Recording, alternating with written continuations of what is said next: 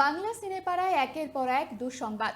শুক্রবার চির ঘুমের দেশে পাড়ি দিলেন বিপ্লব দাশগুপ্ত। সূত্রের খবর, স্বনামধন্য অভিনেতা তথা বাচক শিল্পী দিন কয়েক ধরেই বার্ধক্যজনিত অসুস্থতার কারণে হাসপাতালে ভর্তি ছিলেন। শুক্রবার সেখানেই শেষ নিঃশ্বাস ত্যাগ করেন বিপ্লব দাশগুপ্ত। মৃত্যুকালে বয়স হয়েছিল ৭৫ বছর। শোক বিহল স্ত্রী রুমা দাশগুপ্ত এবং কন্যা প্রিয়ম দাশগুপ্ত। দক্ষিণ কলকাতার গল্ফ ক্লাব রোডে প্রবীণ অভিনেতার বাড়ি।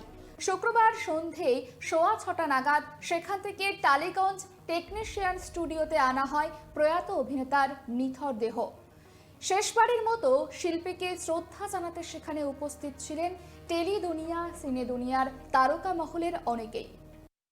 অনেকবার হাসপাতালে ভর্তি হচ্ছেন, বাড়ি এসছেন, আবার হাসপাতালে যাচ্ছেন। একটা সুস্থ মানুষ ধীরে ধীরে ধীরে ধীরে অসুস্থ হতে থাকলেন। তো বাবার যে মনের স্পিরিট সেটাও দমে যাচ্ছিল। তো একটা পয়েন্টের পরে মনে হচ্ছিল বাবার খোলটাই আছে, মানুষটা আর নেই। আজ সকালে বাবা চলে গেল, কিন্তু আমার মনোকামনা এবং মনে হয় যে বাবা এখন অনেক বেটার আছে, যেখানেই আছে। হয়তো আবার নতুন করে জন্ম নেবে, আর যে কষ্টটা বাবা পাচ্ছিল সেটা আর পাচ্ছে না। সেটাই ভগবানের আশীর্বাদ। কিন্তু বাবার কষ্ট শেষ হলো। যে পরপর কিছু ঘটনা পরপর হচ্ছেন, আমাদের কিছু কিছু মানুষ চলে যাচ্ছেন আমাদেরকে ছেড়ে, আর কোনোটাই আমরা প্রস্তুত নই।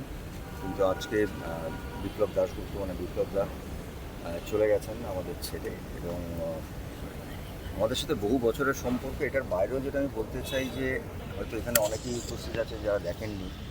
আমরা দেখতাম নিউজ চ্যানেল যখন শুরু হয়েছিল ব্ল্যাক অ্যান্ড হোয়াইট, তখনও ছিটছিট করতো।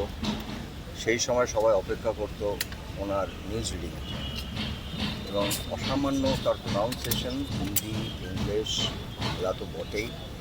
একটা সময় রাজত্ব করেছেন। আর মধ্যে আমরা কিছুদিন আগে খবর পেলাম বিপ্লবদা এরকম অসুস্থ, এবং গলা, যে মানুষটা গলা নিয়ে আমরা ঈর্ষা করতাম মানুষটার গলা, তার উচ্চারণ, তার কথা বলা, সেই মানুষটার গলা নিয়ে প্রথম সমস্যা, এবং তারপর তো অনেকেই জানেন। আমি মনে করি যে যে কোনো শিল্পী, এবং উনি শুধু অভিনেতার বলবো না তো, ওনার অনেকগুলো আলাদা আলাদা জিনিস ছিল। একজন টোটাল কী বলবো, একজন সৃষ্টি করতেন তিনি। তার গল্প বলা, চিত্রনাট্য, তার সংলাপ, সব মিলেই মানুষগুলো চলে যাচ্ছে। এটা আমাদের কাছে সত্যি ছিল। কিন্তু একটা জিনিস খুব কষ্ট হচ্ছে যে কোনো ওরকম মারা যাওয়ার সিন কিছু থাকলে উনি খুব কষ্ট পেতেন।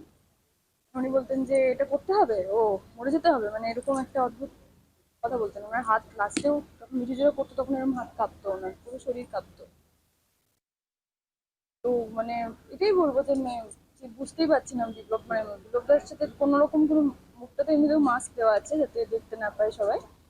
চোখটা কিছুই একদমই বোঝা যাচ্ছে না যে এটা উনি। আর ওয়েট লস হতেই পারে মানুষের, এটা তো একটা মানুষটাই মনে হচ্ছে অন্য চেঞ্জ।